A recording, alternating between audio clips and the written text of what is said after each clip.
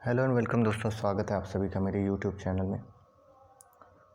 दोस्तों, आज का हमारा टॉपिक है डेब्ट टू इक्विटी रेशियो, जो कि एक फाइनेंशियल रेशियो है, एक अकाउंटिंग रेशियो है। आइए जानते हैं ये क्या होता है। डेब्ट टू इक्विटी रेशियो या DE रेशियो एक फाइनेंशियल रेशियो, जैसा कि मैंने अभी बताया, जो शेयर होल्डर्स इक्विटी और डेब्ट के बीच संबंध को दिखाता है, उसके बीच रिलेशनशिप को दिखाता है in the form of A ratio. इसे रिस्क बियरिंग या लेवरेज भी कहते हैं। इस रेशियो को बैलेंस शीट की मदद से कैलकुलेट किया जाता है। ठीक है, जब भी आप बैलेंस शीट बनाते हैं तो आप क्या देखते हैं, उसमें देखते हैं एक तरफ टोटल लायबिलिटीज़ हैं, दूसरी तरफ है आपकी टोटल एसेट्स। अब वहाँ पर बैलेंस शीट की मदद से आप क्या करेंगे, शेयर होल्डर्स इक्विटी को अलग करेंगे, ठीक है, और फिर डेब्ट को अलग करेंगे। फिर उन दोनों के बीच क्या रिलेशन है उसे हम कैलकुलेट करेंगे। किसकी मदद से? बैलेंस शीट की मदद से। यहाँ पर एक पॉइंट कि शेयर होल्डर्स फंड यानी शेयर होल्डर्स इक्विटी है, उसमें से लॉसेस और फिक्टिशियस एसेट्स घटा देंगे। ठीक है, अगर कुछ आइटम दिए हों बैलेंस शीट में, कुछ लॉसेस या फिक्टिशियस एसेट्स, जैसे प्रीलिम एक्सपेंसेस यानी प्रीलिमिनरी एक्सपेंसेस हैं आपके, डिस्काउंट ऑन डिवेंचर्स एट्सेट्रा, इस तरह के कुछ आइटम्स दिए हों, तो उसे आप क्या करेंगे, पहले शेयर होल्डर्स इक्विटी में से घटाएंगे। उसके बाद जो अमाउंट आएगा, जो भी फिगर आएगा, अब उसमें और डेब्ट के बीच क्या रिलेशन है उसे हम फाइंड आउट करेंगे, तो हमारा DE रेशियो कैलकुलेट हो जाएगा। इसका फॉर्मूला देखें हम, तो DE ratio is equal to long term डेब्ट divided by share holders fund. ठीक है, यहाँ लॉन्ग टर्म डेब्ट्स में हम लेते हैं डिवेंचर्स हो गए, लोन्स फ्रॉम FI हो गया, और अदर लॉन्ग टर्म लायबिलिटीज़। इसी तरह शेयर होल्डर फंड में हम क्या क्या लेंगे, इक्विटी शेयर कैपिटल है, प्रेफरेंस शेयर कैपिटल है, और रिजर्व एंड सरप्लस है। ठीक है, इजी है।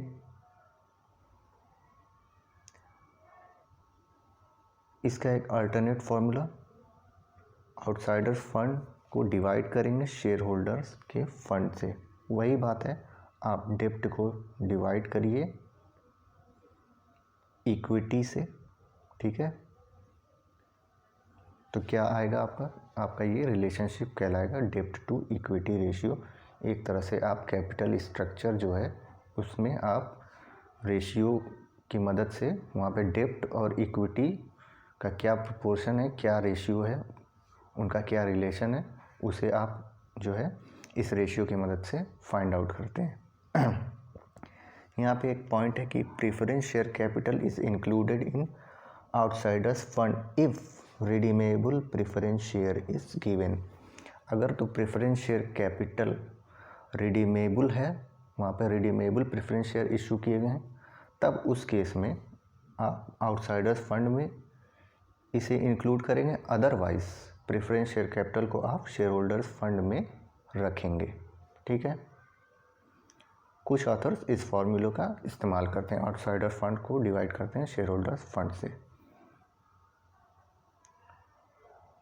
एक छोटा सा एग्जांपल इसके लिए, 1000 इक्विटी शेयर्स हैं at the rate of 100, profit and loss account है 25,000, जनरल रिजर्व है, हमारा ट्रेड क्रेडिटर्स है, डिबेंचर्स है, आउटस्टैंडिंग एक्सपेंसेस दिए हुए हैं। इसमें आइए देखते हैं क्या लॉन्ग टर्म डेब्ट में जाएगा, क्या शेयर होल्डर्स फंड में जाएगा। हमारा इक्विटी शेयर है, तो इक्विटी शेयर कैपिटल हमारी कहाँ गई, आपका शेयर होल्डर्स फंड में। इसी तरह प्रॉफिट एंड लॉस अकाउंट है, ये भी हिस्सा है ओनर्स इक्विटी का, शेयर होल्डर्स फंड का, तो इसे भी हम ले लेंगे। ठीक है, जनरल रिजर्व भी है आपका, जो है शेयर होल्डर्स फंड का हिस्सा माना जाता है। ठीक है, इन तीनों को ऐड कर लेंगे।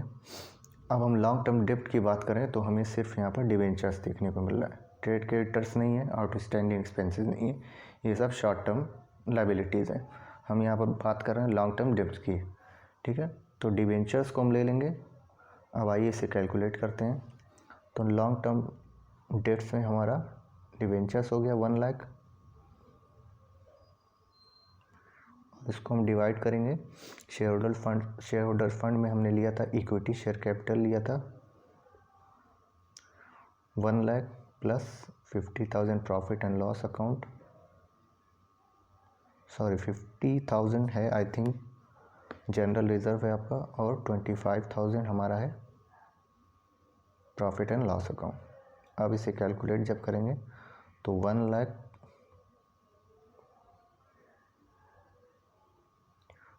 लाख इज डिवाइडेड बाय 1,75,000, 1,75,000 से डिवाइड करेंगे तो इसका रेशियो हमारा निकल कर आएगा जो वो 4:7 या हमारा आएगा 0.571 रेशियो 1। ये हमारा रेशियो निकल के आएगा डेब्ट और इक्विटी के बीच एक रेशियो हमारा, ठीक है। इसे इस तरह से कैलकुलेट करते हैं। इसी तरह अगर हम यहाँ पर मान लें कि कोई फिक्टिशियस एसेट है, सपोज करते हैं हमारा प्रीलिम एक्सपेंस, ठीक है, प्रीलिम एक्सपेंस मान लेते हैं, तो वो जितना भी दिया होगा प्रीलिम एक्सपेंस हम क्या करेंगे, जितना भी हमने इसे जोड़ा था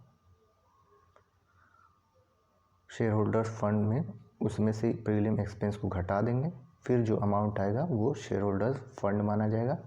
उसके बाद इस फार्मूले का हम इस्तेमाल करेंगे, ठीक है। तो दोस्तों ये था आज का टॉपिक, और आई होप आपको ये वीडियो पसंद आया होगा। अगर वीडियो पसंद आया तो इसे लाइक करें, शेयर करें, और साथ ही अगर आप हमारे चैनल पर नए हैं तो इस चैनल को सब्सक्राइब करना ना भूलें। और मिलते हैं नेक्स्ट वीडियो में, तब तक के लिए ढेर सारा प्यार। Thank you.